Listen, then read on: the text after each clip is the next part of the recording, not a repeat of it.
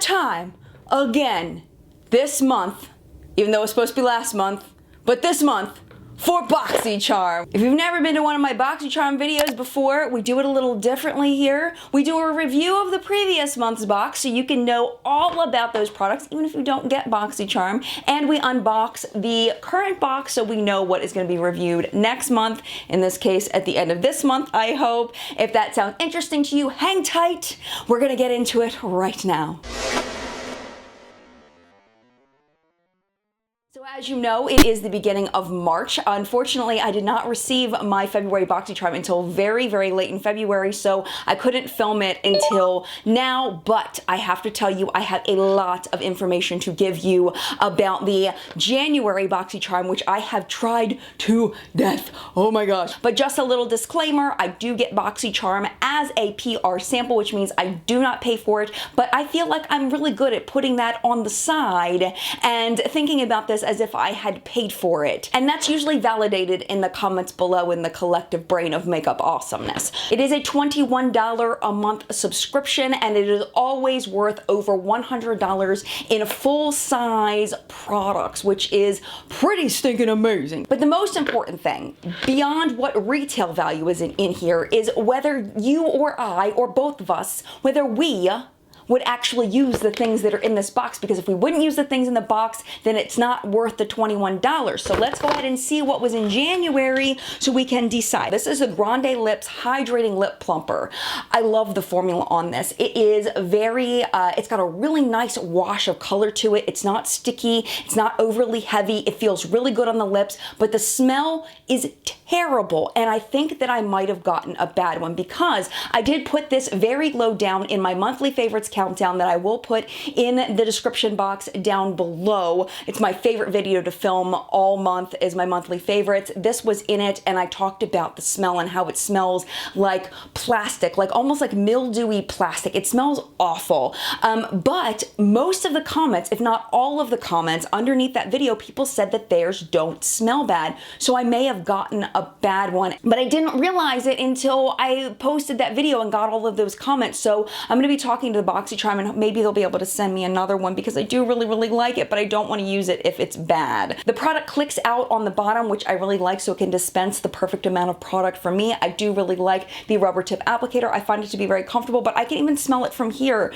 It just smells horrible. So hopefully, if Boxycharm, because Boxycharm's really good at sending me replacements for things, and I've heard they're very good at sending replacements for other people. So I'm really hoping they'll be able to send me a replacement for this because it smells really, really bad. This was one that I had really high hopes for, and I do like it. I just don't like it as much as I thought I would. This is the Pores No More Luminizer Primer by Dr. Brandt. And what I was expecting from this was almost like when you add like a beauty oil or something like that to a foundation, how it gives like this really pretty luminous kind of look to the skin without looking oily.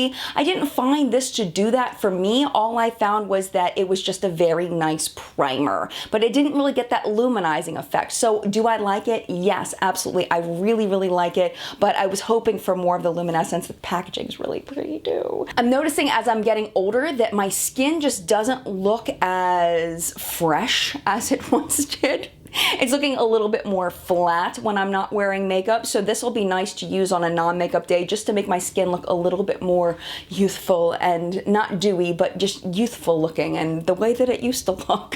This was one I was actually quite scared of when I first swatched it. This is the Pure Bronze and Brighten Dreamer palette. The colors in this are insanely bright and pigmented. What I found I like this most for is not on the cheeks, but on the eyes. It makes for beautiful eyeshadow, but if you're not into bright orange eyeshadow, then you might not be able to use it for that. What I also have done is dusted this lightly onto the cheeks, at least these two shades. This one is pretty orange though, so if you don't like an orange blush, it's still gonna look orange. The highlight shade is definitely a win. It's absolutely beautiful, but really I don't feel like these two look great on my skin, even though I feel like I can kind of get away with it a little bit. It's not my personal preference, so I think I'm gonna be using this more for eyeshadow than for cheek, except for the highlighter, which I think can be doubled as both. So this is not a win necessarily, but again, not something terrible. I was so excited for this palette. So so excited when I saw this in here. This is the Glam Metals eyeshadow palette by Crown Pro. And what I said in the unboxing video for this is it reminded me of Hit Parader. If you are a child of the 80s and 90s, you will probably remember the hair bands and Hit Parader.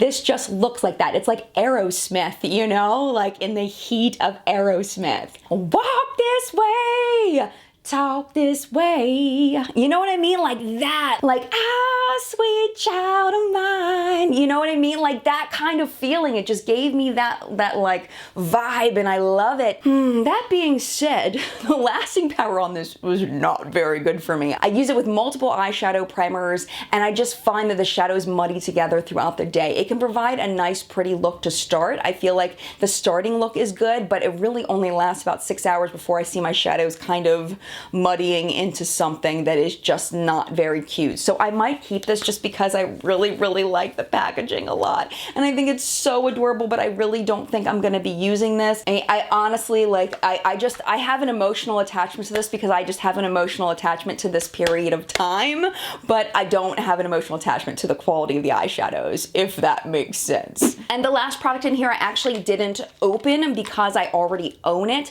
This is the IT Cosmetics Brow Power Universal Eyebrow Pencil. I have a mini. This is a full size in here, but I'm not even going to open this because I would hate to waste it, because I already know that I am not a fan of this product. And the reason why is I don't find the formula to be soft enough for me. I feel like a brow pencil really needs to have that happy medium between hard and soft. It can't be so soft that it mushes into the brows and creates a mess, but it can't be too hard and then it feels like it rips out my brows. I feel like this is one that rips out my brows. It does have a spoolie on the end, but it's just the formula, it just takes too much. I mean, this one is probably a year old, so the one that's in the container probably is better than this one, but it just takes scrubbing to get the color on. One thing I do appreciate about this is that it is a universal taupe shade, in that you can do it very lightly and make it be more for blondes and then darken it up for brunettes, and I think that a blondes may like this more because you don't have to press as hard. But for me and my super dark hair, I feel like I need to press too hard, it takes too much work, and I just really don't like this product. But this was the only product in the box that I actually just didn't like at all. Now comes the question, was this worth $21?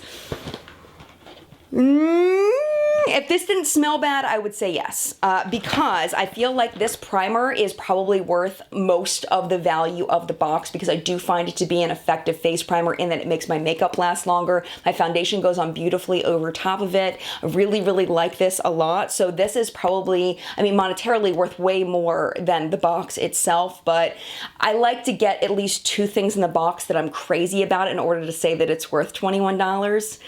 I don't know, that's just my mental state on it. The Grande lips, again, I'm really hoping that it's just mine that smells bad, but I really love the formula on that. This I had high hopes for. Unfortunately, it let me down. The Pure palette I like for an eyeshadow purpose, but I don't like it for a cheek purpose.